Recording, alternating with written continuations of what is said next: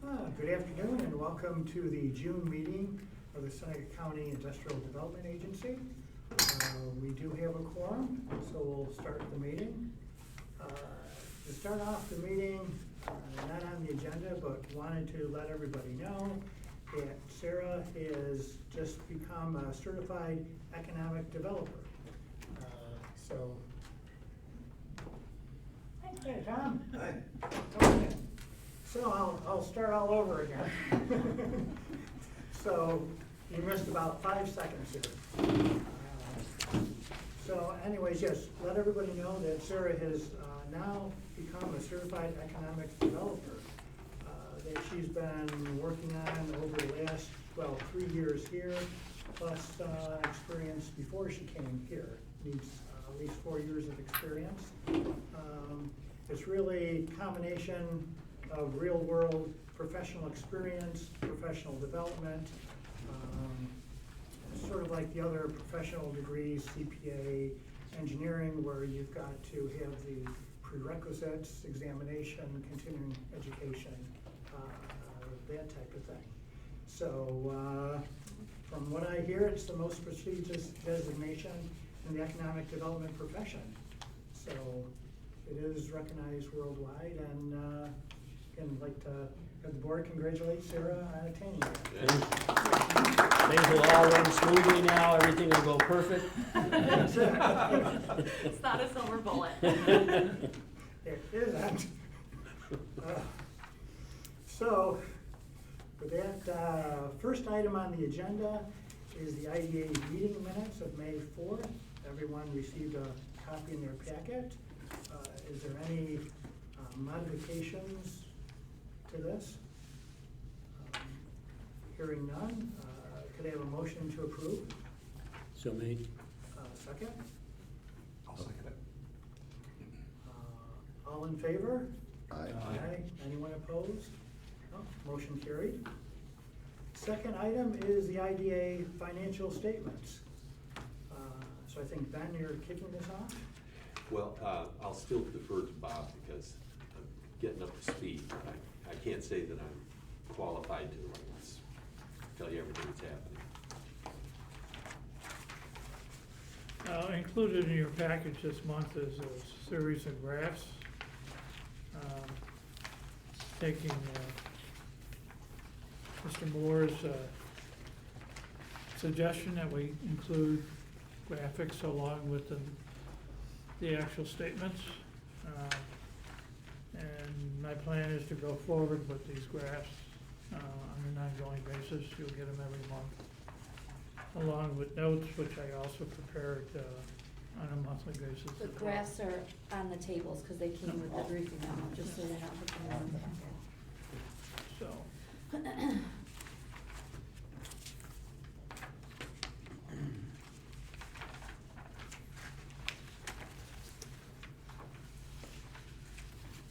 In reviewing the graphs, it's a graph which compares the assets for different time frames. In this case, April of 2023, March of 2023, and April of 2022 on a comparative basis. We also have a graph which depicts the liabilities and equity on a comparison basis. Again, for the same time frames of April 2023, March of 2023, and April of 2022, along with a P&L comparison for, again, the periods of April of 2023, March 2023, April 2022, along with the budget totals for 2023 as well. Are there any questions relating to those particular documents? So at this point, it seems we're on, definitely on track with the budget, and especially with expenses, income, because of the Trilene and other projects. Yeah, still waiting for that to go. Some of that is still slower. We have collected some agency fees this year. A couple things on the actual balance sheet detail that are maybe a little bit different than other months. So because of the timing of some of the pilots coming in and out, you'll notice that our pass-through cash for April is approximately $244,000 higher than it was in March. You'll see that reflected on the liability side, because that's the money that's coming in from the companies and getting paid out to the municipalities for their pilot agreements. That's really the only sort of significant item that I would point out, I think, on the balance sheet, just for everybody to take note of. Everything else is pretty standard. We did receive in the agency fee for the Wilkins project this year. So you'll see that on the profit and loss statement. That's what the agency fee income is that's shown for March. So any questions for Bob? Hearing none, can I have a motion to approve the financial statements? So moved. Second? Okay, all in favor? Aye. Anyone opposed? Hearing none, motion approved. Next item on the agenda is a discussion of the IDA project evaluation process that we discussed a little bit before, but looking at more of the details. So we've had some of this discussion before about projects and how we determine what types of incentives to award a project, how we compare them against each other. And something that we've been thinking about over time is ways to essentially make our approach to projects a little bit more business friendly. And what I mean by that is proposing an actual set of standard pilot or incentive schedule that's, made available to companies that fit sort of basic IDA project criteria as outlined in state general municipal law. That is pretty broad. Obviously, projects would still need to come to the IDA board for assistance, but the idea is that, if you meet sort of the basic criteria, you come to the board, you all, like the project, then here's sort of what our standard pilot is. It's for the projects that I would say maybe don't hit any of the sort of extra priorities as outlined in the strategic plan or in any other, town comprehensive plans, county comprehensive plan, any of that kind of thing. What I would say is then putting together a set of criteria to evaluate projects once they meet in sort of the general eligibility. So, they are either some sort of tourism, manufacturing, industrial use, solar, whatever. If they meet sort of that basic criteria, then they would go for further evaluation to determine, is this maybe what we would term a priority project? And by that, I would mean things that are along targeted development corridors. For example, Route 318 was identified in the strategic plan as a target development corridor. The Army Depot has been identified as a target. Willard is a target. If it's a project in, say, a downtown area where we want to do downtown revitalization, if it's in a brownfield site, historic preservation or like adaptive reuse of an existing site, those could be considered priorities. Projects that create significant jobs or have significant job retention, projects that have significant capital investment, projects that do housing for target population. So if that's workforce housing, senior housing, those kinds of things. Projects could be priorities based on the use.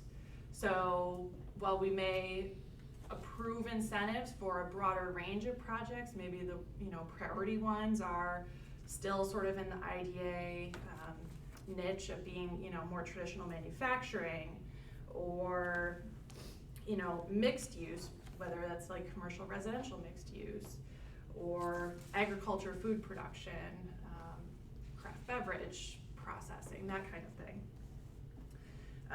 What else do we have here? And then some of the other factors that we were looking at would be, how do we make sure that we're incentivizing and encouraging business growth, especially in underserved populations, so minorities, women's, veteran-owned businesses.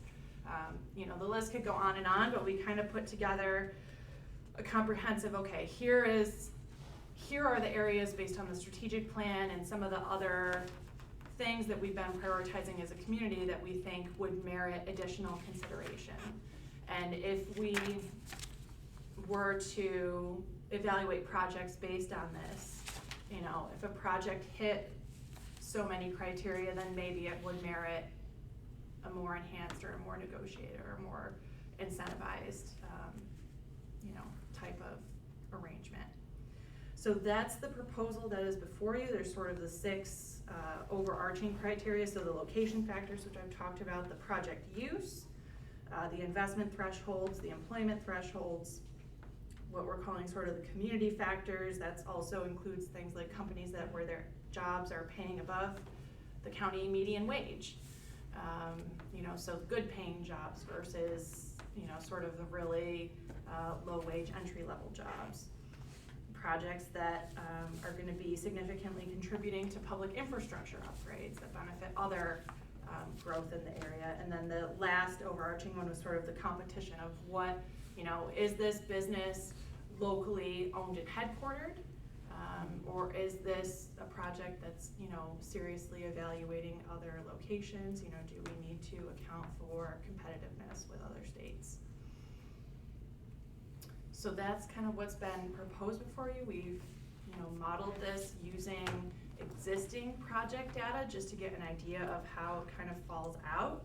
And with the criteria the way that it is, it does consistently indicate that projects in the past that received, longer term or more beneficial pilots would have, under this criteria, merited those. So I'm open to questions or discussion. I know that's kind of a lot to throw on everybody all at once. Under the job side, under employment, are you taking into account here and dealing, whether it's how many employed, is it temporary, is it permanent? Where you do a project and you have a lot of construction people there, but 3 months later it's gone. This is not construction jobs. Okay, So this is, for the so we purpose probably of would this wanna say is that on there permanent someplace. jobs. Yeah, we can Okay. specify that. All right, good. And that's not to say, obviously, for projects that construction, Doesn't get labor looked is at, not important, but this is meant to be a list of, okay, what are the things that we want to determine when choosing whether or not a project is sort of a quote-unquote priority project versus not. Where you have ones that are projects, use, tourism to veterans housing to manufacturing, the scoring on that of how are you scoring one industry over another here? So there's, for that category, we're talking about sort of capping the maximum amount of points. Because if you think about our projects, they tend to divide up into sort of, I guess, roughly 2 groups. You've got the traditional, I would say industrial manufacturing, commercial, and then you've got, well, I guess 3. You've got utilities, but they're not really captured in this. And then you've got housing, which is not really a job creator, but can be, an important economic development tool when you're talking about people's ability to live and work someplace. And that comes down to, is it really help the area? Is it veterans housing? Is it low income housing? Is it housing projects for business people you want to attract here? Right, so those are things that we can talk about and decide, okay, what types of housing do we specifically want to make sure that we're helping to essentially incentivize? We've proposed, some of the ones we've proposed obviously are veteran, senior, workforce or market rate housing and low income housing. And with capping it at, 4 points for project use, I mean, chances are you're not gonna have a housing project that's gonna hit all 4 of those.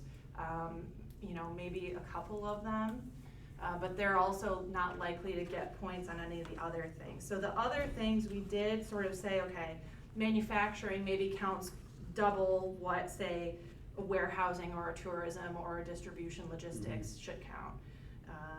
You know, mixed use maybe, you know, counts double.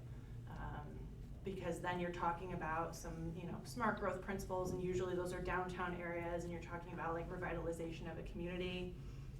Agriculture and food production was one of the key things in the strategic plan, so maybe that counts double, again, because it's more in line with the priorities of the county versus the other stuff, which is realistic, we want to incentivize, but, you know, maybe this is double that.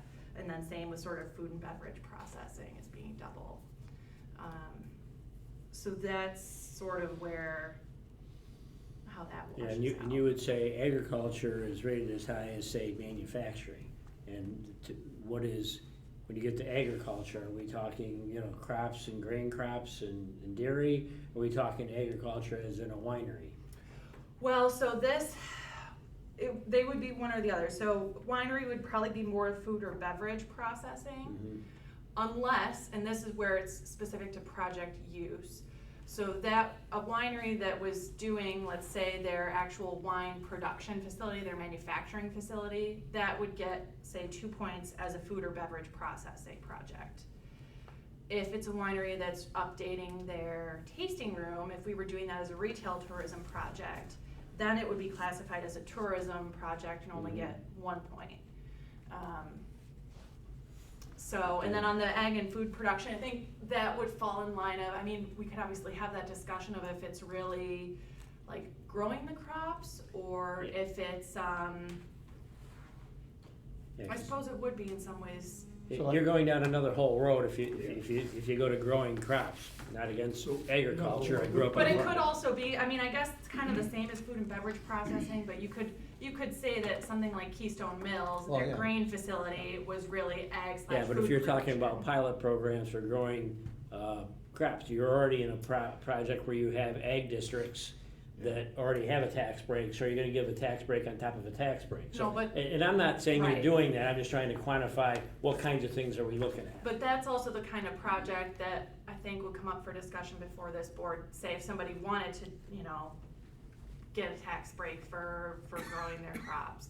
I think that would come before this board, and there'd probably be a pretty serious conversation about whether or not that type of project in general merits benefits. And that's what I'm saying.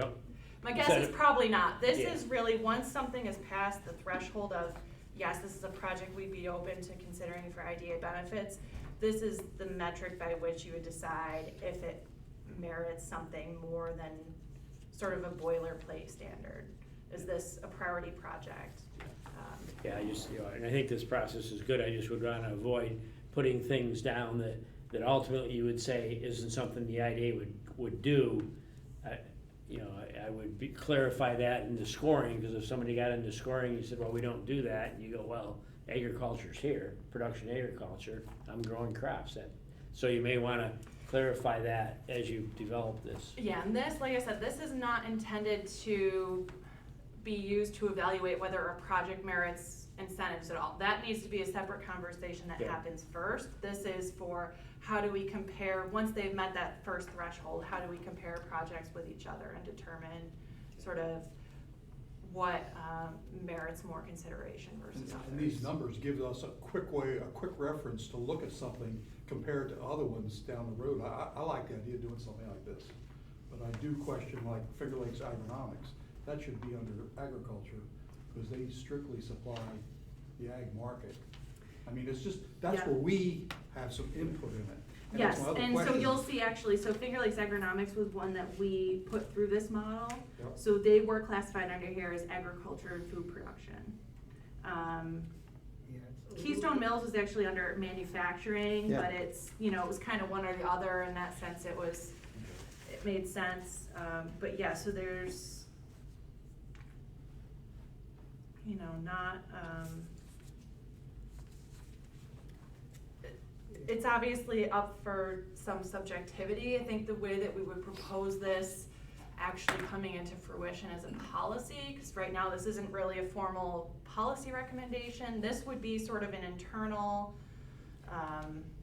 document that we could use as a guideline. I think formally what we would do is update our uniform tax exemption policy to say, okay, if the board was willing to do a standard pilot, you know, here's a standard pilot schedule per the UTEP, and then projects that meet basic eligibility can be considered for an enhanced negotiated pilot, and here are the 6 major criteria that would be used for consideration of that determination. And again, most of my questions, I'm just trying to make sure I'm getting a feel for what you're doing. I'm not trying to criticize one or the other. If you're gonna take this to the point of being a policy, you really wanna think of what you're doing. If it's a guideline, and I'm not sure it shouldn't just be that, here's our guideline. So this as it exists, Yeah. I think we would only propose to sort of keep as the guideline. The policy would be much more broad because it would also allow for more reiteration of the guidelines. And, you know, if we sense that something is, trends are changing, if we want to be able to adapt quickly, we can sort of. Yeah, cause there's things in here you would do and you've already done it. You take a project that's downtown Seneca Falls, and you're saying we're gonna try to improve an area that maybe needs improvements, and it may not be any bigger project than something out in the middle of the county, but it's in a tough part of a town or something where you're trying to make something happen. You might think that's a great project, but it's, you know, it's under $10 million. It doesn't hit a bunch of other markers, but there may be reasons you wanna prioritize that. Right. Yeah, I think So you just wanna leave yourself enough room for some of those things. Yeah, and that was the tricky thing about making this, quite honestly, is because a lot of our projects are so different. Yep. Especially the ones that are sort of non-industrially focused, but have been in some of those downtown areas, some of the Waterloo projects that have been done on those mixed-use spaces. You know, that's where the location really factors in heavily in helping to award projects points for downtown revitalization and historic preservation and adaptive reuse and those kinds of things. Okay. I think the last thing we don't want to do is, here's the, set in stone rubric Yeah. and, oh, this person gets, say, 9 points standard, this person gets 10 enhanced. It really becomes more of what are the factors that we should be evaluating to see if someone should get something more. And again, sort of looking at the major topics, location, project use, the investment, dollars of investment, the amount of employment, community factors, competition as the broad topics, the broad themes. And then within those, there's always some room.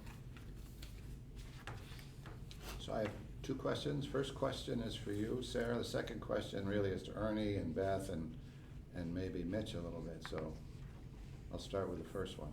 Okay. So I think this is great. I really do. I think it's a really great start. How much of this did you develop sort of in reference to the strategic plan that was done back in finished in December of 2019 and sort of, crashed on the rocks of COVID in 2020? Would you say a lot, a little, some? I would say a lot of this was developed based on the strategic plan. A lot of it was also developed just kind of seeing where we're going and what's become priorities. So things like Willard, thinking about that and what it's going to take to develop and making sure that, where we're going as an agency is sort of in alignment with that as well. And then I would say the third part was really looking at other IDAs, and I've had the pleasure at some conferences to hear other county IDA directors talk about how they evaluate projects in Erie County. At one point had been looking at, I think they adopted it, but again, what they did is they amended their UTEP, so there's no formal rubric on their website, but they did share at that conference some information about here's the criteria that we would be sort of looking at and setting up a very similar system to this, and a lot of this criteria is sort of reiterated with what they've done, and then like I said, it's sort of been put in the context of Seneca County and the strategic plan in Willard and all of these other pieces. Great. So the second part has to do with, and I wasn't here when the strategic plan was developed. I participated in the process, but one of my understandings is the point of that plan was to try to get everyone in a decision-making capacity in the county, that is certainly the IDA, but largely I think the Board of Supervisors, kind of on the same page, so that at least to document some priorities so that as each of these entities does what it does, makes its decisions, there is at least some semblance of being in sync with what we all would agree are priorities for the county. If the IDA says, you know, these are things that we believe are important for the county, would we get the interest level, or could we get some commentary from the Board of Supervisors, maybe from the chamber, so that we, you know, going back to what the original goal of the strategic plan was, is to have a common set of goals. Is this something the Board of Supervisors would consider and offer some input on? Or do we, I mean, we're independent, we're connected, independent, but it's nice to be singing from the same song sheet. Thoughts, comments? I agree with that. Yeah, okay. We're working on some stuff right now too, that's kind of in that line of thinking. Okay, that's good to hear. I think that's what, I mean, that certainly would be progress. Yeah, thank you. I would say too, the beauty of keeping something like this a guideline would allow for the adaptability. So as the strategic plan gets updated, or like Town of Romulus is working on an update to their comprehensive plan, as towns work on those pieces, we can adapt this to fit what their vision is for the community. Because the whole point is to be in line with that vision, not to be counterintuitive to it, and to do projects that are in alignment with what the state allows, you know, so it's kind of balancing that. I think it's great, it's great, and again, it's a great start. How many projects do we have here, if you went back historically, how many projects were over $10 million? Well, I mean, if we look at this sheet, and this obviously is not all of our IDA projects, but we have 1, 2, 4, 5, 6, 7. We have 8 projects on here that were over 10 million.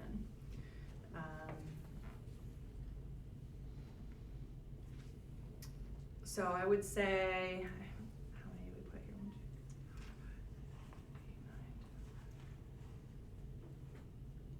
So we have about 19 on here, so a little less than half. Yeah.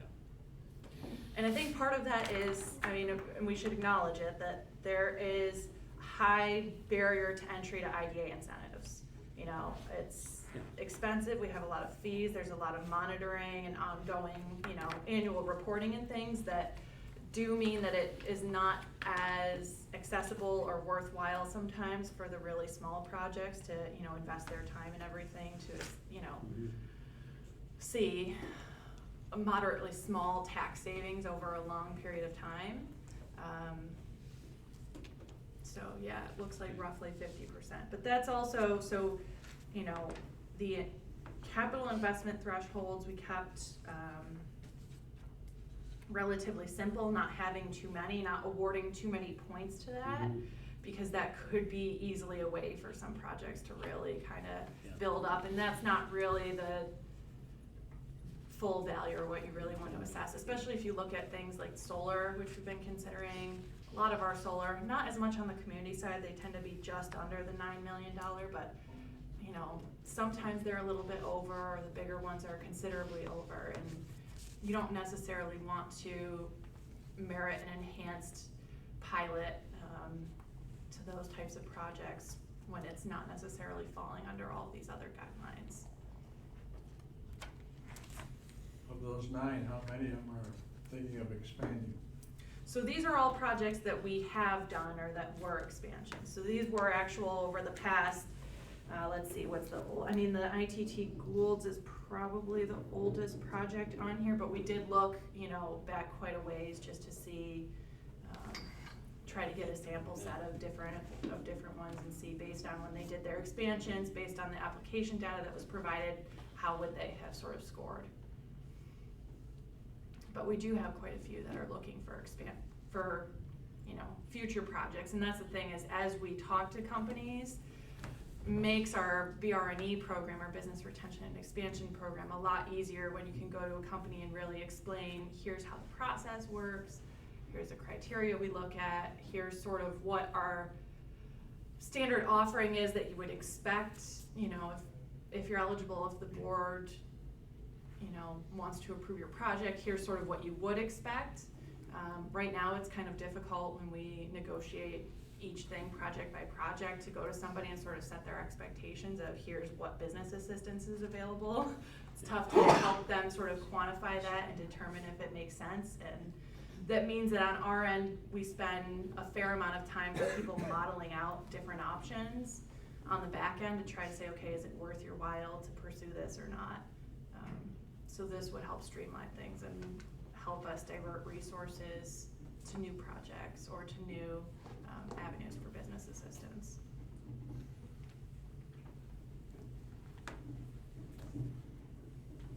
And then I guess I'll draw everybody's attention once more. So we talked about this, the idea of a standard pilot and what we would model it on a little bit, because of the high cost of somebody pursuing IDA incentives, we said, you know, the 485B, the fact that it's widely available is maybe not the best standard to use. And looked at what other counties in the Finger Lakes region offer. And so that's what's on the second page, where there's sort of the 485B structure, and you also have sort of where Livingston, Ontario, and Wyoming counties fall, where they have a 5-year, 100% exemption for the first 5, and then the last 5, that exemption decreases by 20% per year. And then the sort of Monroe, Yates County models, where it's 100% exempt in year 1 and then decreases by 10% thereafter. And that, in my mind, offers more benefit than sort of the 45B. It maybe makes, you know, pursuing the incentives worthwhile for a company, but it's not, I don't think, overly incentivizing. You know, their savings are significant, but they're a lot less than they are under the Livingston, Ontario, Wyoming model. So that's what we would, I think, ideally propose as a standard. Yeah, and I think it's good. One of the benefits with the pilot and the flexibility is that, especially in that first year, you're getting the business up, you're getting started, you know, to give them a really big break that first year. But to go out 5-6 years, that's another whole thing. I think in the first year to do that, I think it's a good thing. After that, I'd start. Yeah, once they start getting on their feet, Right. then you can start paying. Yeah. So that's what we're thinking, that's where we're hoping to go.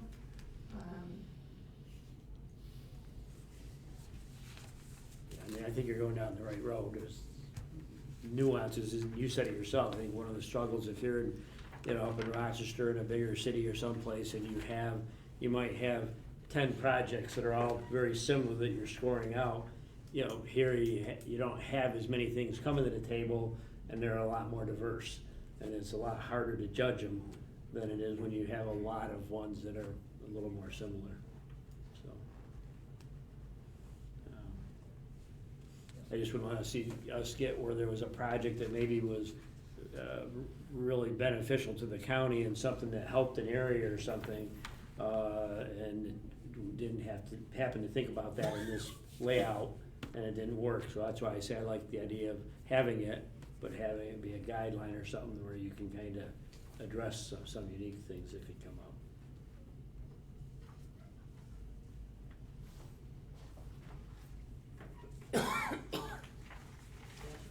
Hopefully at some point, there would be probably not much we can do, but it's, as Sarah said, it's somewhat of a high point of entry to even sort of have an application to the IDA. And if someone is looking for a few $100,000, $500,000, I don't know if there's really a break point that says why bother, because the cost to actually apply and gain benefits is going to be more than the benefits. It's from a few projects I've modeled recently where they didn't quite, you know, their tax savings as modeled would have been greater than what they would have spent out, but they opted not to move forward because of time and, you know, the the length of time that it takes to really see those benefits come back, seems like $500,000 is probably about the smallest, and that may be a project Yeah, that would be on the bubble, you know, where I would have it's said really maybe- up to, I mean, you know, I'm willing to model options out for anybody and to, you know, to talk with them, but, you know, that would be pretty small. They may or may not choose to kind of move forward. If you get into legal and everything else with it, you know, and The fact things that I we- look at, you've gotta get up close to $1 million to Probably, really have to it really have make confidence. sense. Yeah. Adding the local labor policy is obviously great for the county, making sure that the construction labor that we're employing is sort of coming from the region. But again, the downside of doing that is we have monitoring costs and things that increase that barrier. And something I guess I'll just bring up in passing, it wasn't really on the agenda, but we didn't really specify when we created that local labor policy if that monitoring was going to be required for projects that maybe are seeking only sales tax exemption or only mortgage reporting tax exemption. And the problem with requiring local labor monitoring if you were having one of those projects is that, again, the dollar amount that would be needed for them to justify coming to us for incentives is quite high on that side, and the intent of breaking those out as sort of separate incentives was to maybe help some of the smaller projects that aren't, you know, like a business that's updating equipment or something that could really benefit from sales tax exemption but isn't doing a big property improvement project. And unfortunately, us not specifying that, you know, maybe that's something that we should look at so that we decide whether or not it would be appropriate to have the local labor requirements in place for a sales tax project or not. My thought would be maybe not. But anyway, something to discuss further at a future date.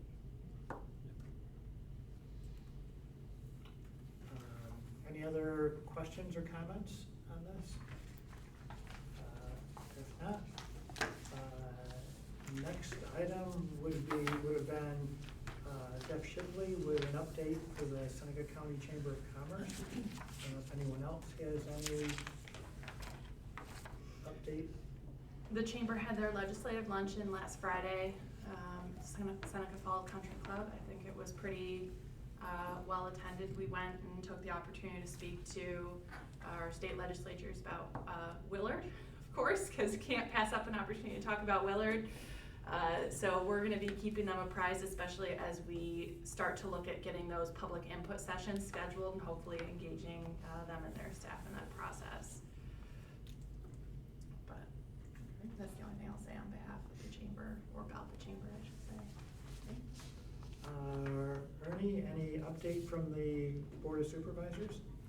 Well, the other thing is they're working on the shared sales tax for the towns and villages. That's kind of the important thing now we're working on. And we went through committee meetings, and then it'll come to the board, this next board meeting. Okay. And working on the stuff with helping out and trying to get a program work together for North Seneca Ambulance. They're having some financial things, but things have turned around a little bit so far there. So they came to us once they got the information. The new fella came in, and so I think we'll get that going. So we got to have the ambulances, no two ways about it. So I guess that's the biggest update for the county for these two projects right now. Okay. Thanks, Ernie. Any other business? No, I don't think we have any other business. No. So, I request a motion to enter into executive session for discussion on the proposed acquisition, sale, or lease of real property where publicity could substantially affect the value thereof. So moved. Second? Second. All in favor? Aye. Anyone opposed? Motion carried.